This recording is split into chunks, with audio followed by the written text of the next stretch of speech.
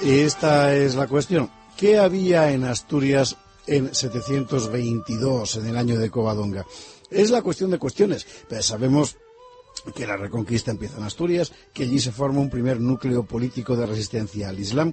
Pero, ¿qué había exactamente en Asturias en aquel momento? ¿Quiénes eran aquellos rebeldes cristianos? ¿Eran hispanogodos refractarios al nuevo poder? ¿Eran pobladores autóctonos, más o menos indómitos y salvajes? ¿Cuál era su territorio? ¿Y por qué todo aquello ocurrió exactamente en Asturias y no en cualquier otro lugar del norte de la península? ¿En nombre de qué se levantó aquella gente contra los moros?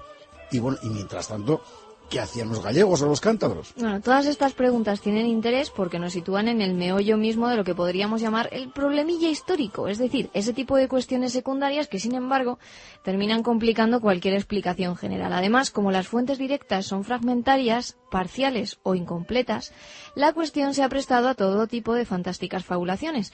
Vamos a tratar de poner las cosas en su sitio.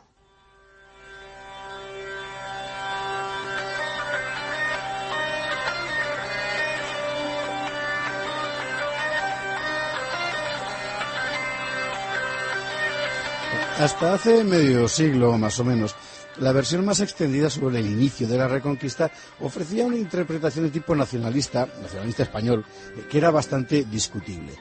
Con España ocupada por el invasor, los últimos godos se levantan en Asturias y enarbolan la bandera de la independencia nacional hasta recuperar el reino perdido. Esto es hermoso, literariamente hablando, pero es obvio que se trata de una reconstrucción a posteriori porque en el siglo VIII existía Hispania, el reino godo de Toledo, pero no había una conciencia de unidad nacional, ni los que se levantaron fueron propiamente los últimos godos, ni probablemente tenían una idea muy clara de qué recuperar, salvo su libertad. O sea que la versión, digamos, tradicional es una distorsión del pasado con conceptos presentes. Ahora bien, de ahí hemos saltado en fechas más recientes a otras versiones cada vez más descabelladas. Por ejemplo, hay quien ha extendido la especie de que Asturias era una suerte de vestigio prerromano y precristiano, independiente de la España goda, que a partir de Covadonga no es que recogiera la herencia del reino visigodo, sino que construyó una realidad política completamente nueva, sin vínculos con nada que hubiera existido anteriormente en este suelo. En la misma onda fantástica se ha ventilado la idea de que Pelayo no era un guerrero hispano-godo, sino un caudillo tribal astur e incluso, forzando a la máquina de la imaginación, un musulmán de Córdoba y hasta un caballero céltico de la Britonia.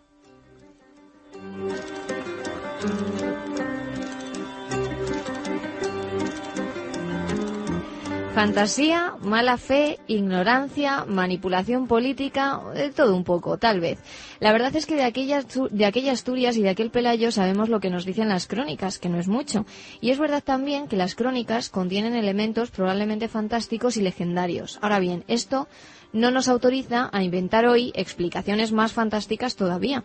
Aquí vamos a intentar explicar qué pudo suceder realmente y cómo ocurrió. ¿Por qué fue en Asturias y no en otro lugar? ¿Y quiénes fueron los protagonistas del levantamiento contra el poder moro?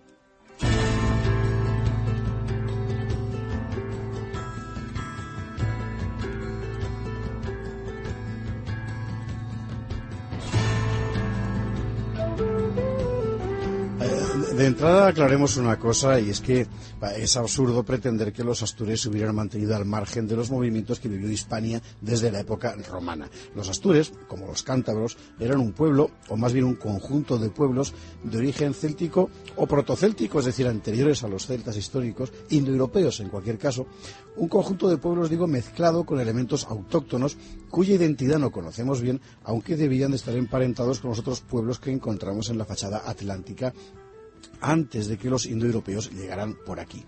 Cuando llegan los romanos, hacia el primer siglo antes de Cristo, estos astures formaban un conjunto no organizado de tribus y clanes que se dedicaba fundamentalmente a la ganadería. Sabemos que los astures, como los cántabros y los vascones, no fueron particularmente proclives a dejarse romanizar, pero sabemos también que conocieron un cierto nivel de romanización. Más primario, desde luego, que el de los valles del Ebro, el valle del Guadalquivir, el valle del Tajo, porque el territorio era más áspero y también interesaba menos al conquistador, pero romanización al fin y al cabo. Y del mismo modo sabemos, porque hay vestigios arqueológicos suficientes, lápidas por ejemplo, que no dejó de haber movimientos de población desde el norte de la cordillera cantábrica hacia el sur, o sea, hacia el Valle del Duero. Hacia el final del imperio, cuando el caos adueña de Roma, vuelve a afianzarse en estos territorios una organización de tipo tribal que nunca había llegado a desaparecer, y cuando se establezca la corona visigoda en Hispania, cuya capacidad de control político era muy inferior a la del Imperio Romano, el norte de la península se fragmentará. El área que ocupaban los vascones quedará fuera del control godo. En Cantabria habrá zonas gobernadas por la aristocracia hispanogoda y otras sin más orden que el que impongan las tribus locales. En Asturias, por lo que sabemos, habrá áreas controladas por la aristocracia hispanogoda, sobre todo en las llanuras, al lado de extensas zonas donde el dominio corresponde a los clanes tribales de las montañas. Podemos conjeturar que el entendimiento entre unos y otros no sería siempre fácil, pero el hecho es que las crónicas no nos han legado noticia de enfrentamientos significativos.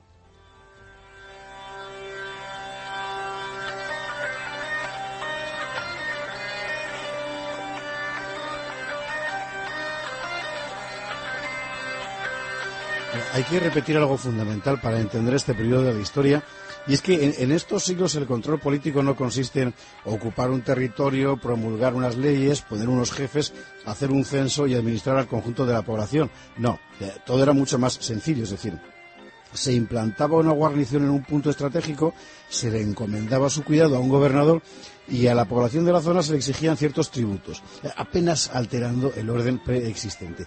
Esto quiere decir que no podemos pensar en una división administrativa al estilo romano y mucho menos al estilo moderno.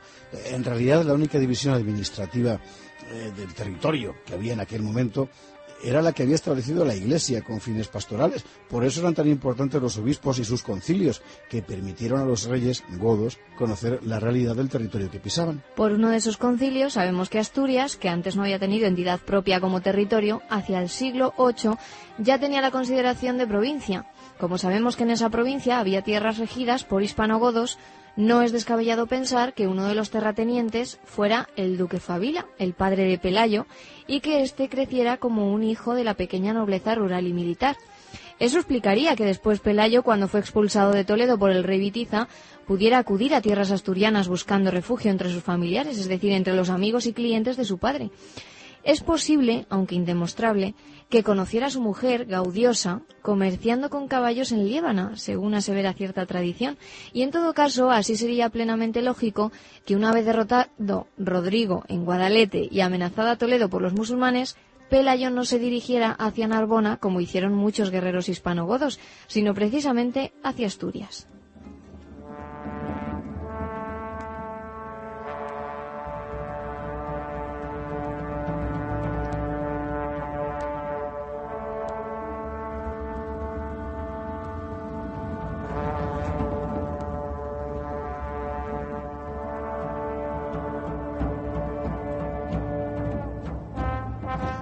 Todo esto, que hay que repetirlo, no es certidumbre, sino conjetura.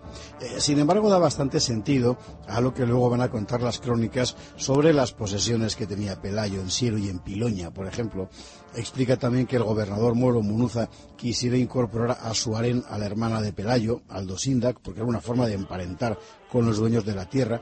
Explica que Pelayo pudiera ser elegido rey o líder o caudillo por los pobladores de aquella Asturias, y sobre todo explica que la rebeldía de Pelayo fuera secundada por los clanes tribales de las montañas, que podían reconocer en él a uno de los suyos. ¿Y por qué se levantaron aquellos astures junto a Pelayo contra el poder musulmán?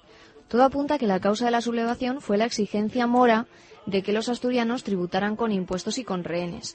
No debían de estar muy acostumbrados aquellos asturianos a la presencia del recaudador después de la escasa presión de la corona goda sobre sus haciendas. Si además se trataba de un recaudador visiblemente extranjero, las razones para la rebeldía aumentaban. Y no solo los astures reaccionaron así. En Cantabria, el duque Pedro, un hispanogodo, apoya a Pelayo y secunda la sublevación. Por eso Pelayo se hizo fuerte en Covadonga, en el área oriental de los picos de Europa, junto a las montañas cántabras, y no en otras zonas montañosas de la cordillera. Y después de la batalla con los moros en fuga, lo que Pelayo tiene en las manos no es propiamente un reino. Es más bien un conglomerado de territorios sin organización sin estructura política digna de ese nombre y sin más elemento de cohesión que la voluntad de no someterse a un poder extranjero. Pelayo, instalado en su modesta corte de Cangas de Onís, podía sentirse heredero de la vieja corona goda, o quizá no, eso no lo podemos saber. Pero objetivamente representaba la prolongación de la vieja legitimidad romana, goda y cristiana. Y hay que suponer que no faltarían cerca de él monjes y sacerdotes para explicárselo. En todo caso, esa construcción del reino va a ser la tarea de la generación posterior.